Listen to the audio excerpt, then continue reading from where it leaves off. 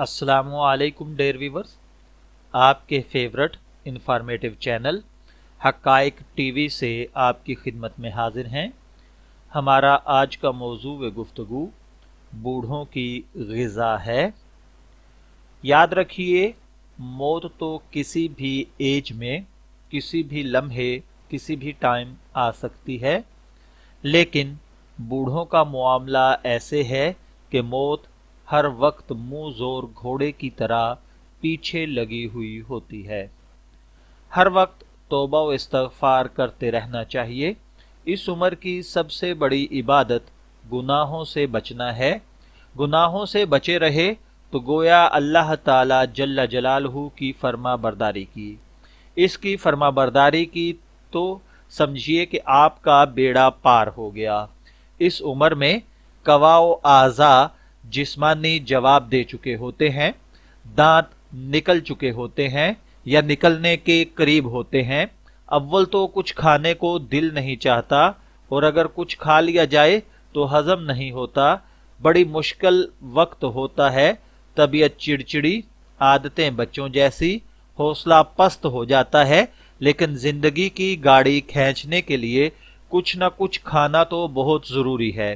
اس عمر میں رطوبت اصلیہ کا نام و نشان بھی نہیں ہوتا، بلکہ حرارت غریزی گھٹ کر خون میں خشکی کا دور دورہ ہو جاتا ہے، قبض رہتا ہے، راتوں کو نیند نہیں آتی۔ زندگی کا ساتھی اگر بچھڑ جائے تو ہر وقت سوچو بچار، دل میں غم، پریشانی اور اندوہ کے طوفان ڈیرا ڈالے رہتے ہیں۔ اگر اولاد میں سے کوئی بچہ فرما بردار نکل آیا تو ماں باپ کو سنبھال لے گا، ورنہ در در کی ٹھوکریں مقدر بن چکی ہوتی ہیں۔ جب کوئی سنبھالنے والا ہی نہیں تو پھر اپنی مرضی کی غذا کیسے کھائی جائے گی؟ اس لیے میں اکثر اپنے بوڑھے بزرگوں سے یہ ریکویسٹ کیا کرتا ہوں کہ جب ادھیڑ عمر میں اپنی بادشاہی ہو تو خوب سوچ سمجھ کر اعلیٰ اور متوازن غذا کھانی چاہیے، تاکہ آنے والے کل کا بندوبست ہو جائے۔ یہ عمر ایسی ہے کہ مادود چند ایک کے سوا سبھی موت کے انتظار میں روکھی سوکھی جو جہاں سے مل جائے کھا کر گزارا کرتے ہیں۔ موت کا ایک وقت اور جگہ تو متعین کر دیا گیا ہے، لیکن پھر بھی موت کی دعائیں مانگتے رہتے ہیں۔ ان دعاؤں میں گلہ گزاری بھی کرتے ہیں، جو نہیں کرنی چاہیے۔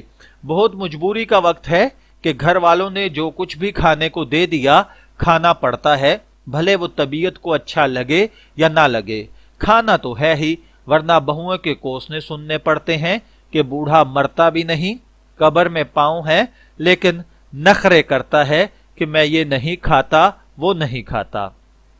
سچی بات ہے، لکھ تو میں نے دیا بعض جگہ پر، اور میں آج آپ کو بتا بھی رہا ہوں، لیکن اس عمر سے ڈر آنے لگا ہے۔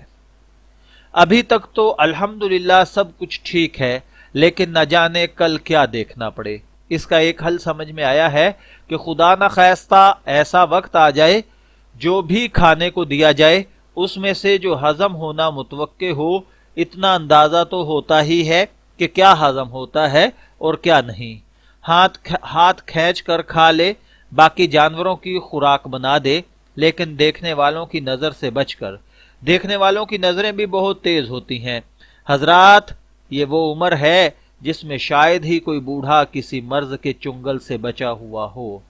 سب سے پہلے تو اس عمر میں ہر 6 ماہ بعد اپنا جنرل چیک اپ کرانا چاہیے۔ دوسرے نمبر پر کسی ماہر ڈاکٹر سے یاری گانٹھنی چاہیے اور مفید مشوروں سے مستفید ہونا چاہیے۔ اس عمر میں غدہ مزی کا بڑھنا، بواسیر، شوگر، بلڈ پریشر عام مرض ہیں۔ اس کے علاوہ شریانوں کے امراض تو ایسے ہیں جیسے بچوں میں نزلہ و زکام عام ہوتے ہیں۔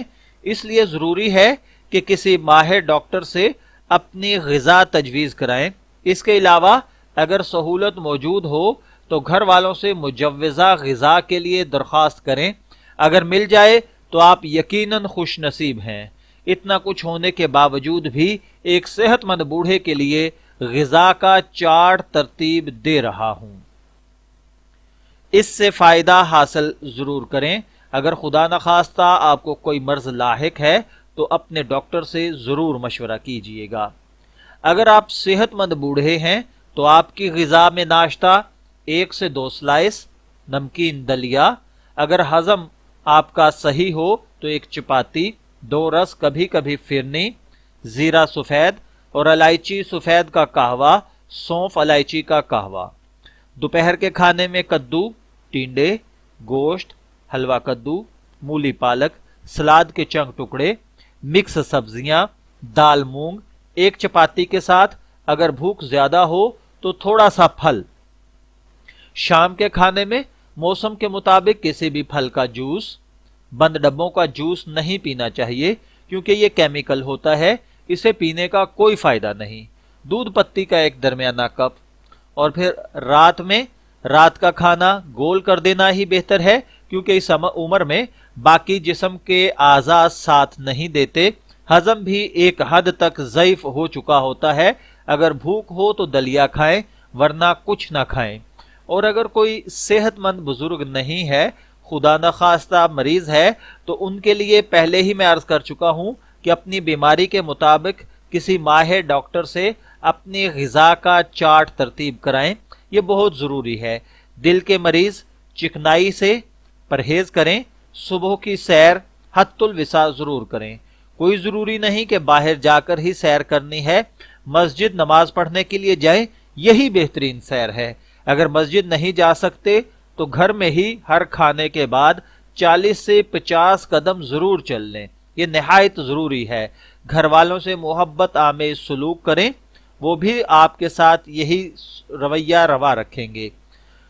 یاد رکھیے سنت یہ ہے کہ جب تک بھوک نہ لگے اس وقت تک کھانا نہ کھایا جائے۔